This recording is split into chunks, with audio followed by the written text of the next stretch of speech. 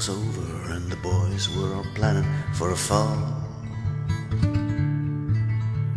The cabaret was quiet now except for the drilling in the wall. The curfew had been lifted and the gambling wheel shut down. Anyone with any sense had already left town. He was standing in the doorway looking like the Jack of Hearts.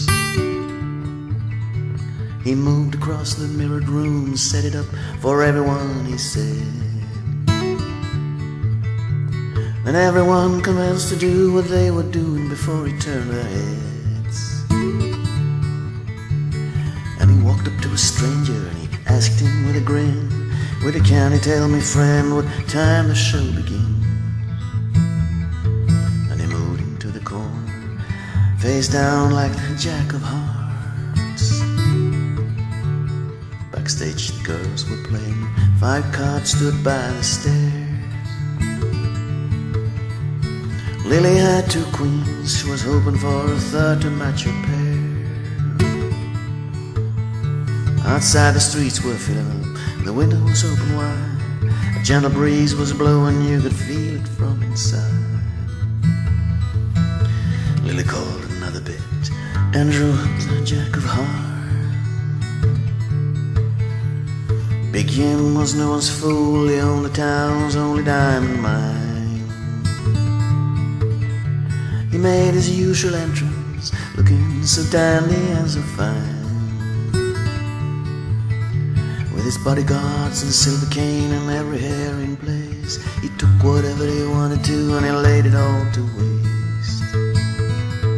But his bodyguards and silver cane were no match for the Jack of Hearts. I know I've seen that face somewhere, Big Jim was thinking to himself. Maybe down in Mexico, or a picture upon somebody's shelf. But then the crowd began to stamp their feet and the house lights did dim, and in the darkness of the room there was only Jim and him, staring at the butterfly who just drew the Jack of Hearts. Was a princess, she was fair-skinned and precious as a child. She did whatever she had to do, she had that certain flash every time she smiled. She'd come away from a broken home, had lots of strange affairs, with men in every walk of life which took her everywhere.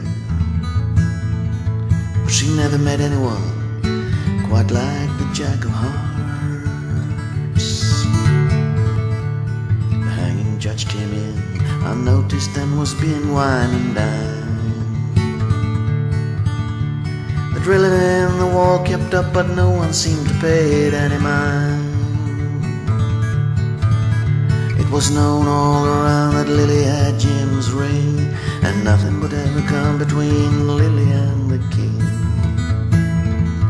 No, nothing ever would, except maybe the Jack of Hearts.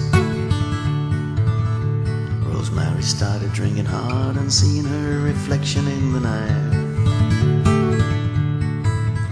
She was tired of the attention, tired of playing the role of Big Jim's wife. She had done a lot of bad things, even once tried suicide, was looking to do just one good deed before she died. She was gazing to the future, riding on the Jack of Hearts.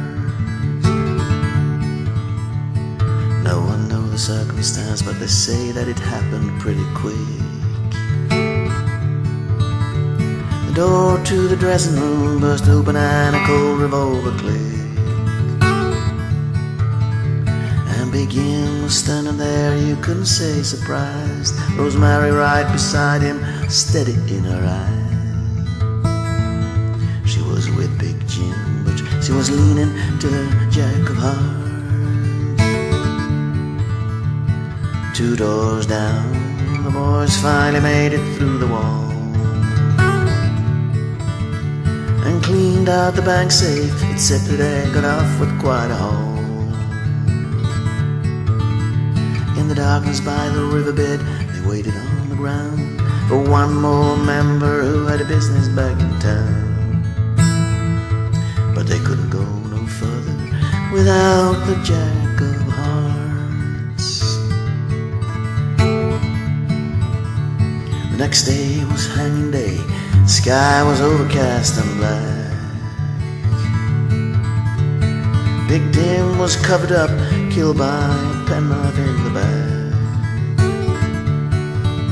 And Rosemary on the gallows, she didn't even blink. The hanging judge was sober, he hadn't had any drink. The only person on the scene missing was the Jack of Hearts.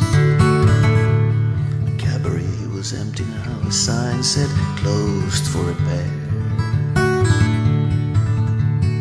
Lily had already taken all of the dye out of her hair.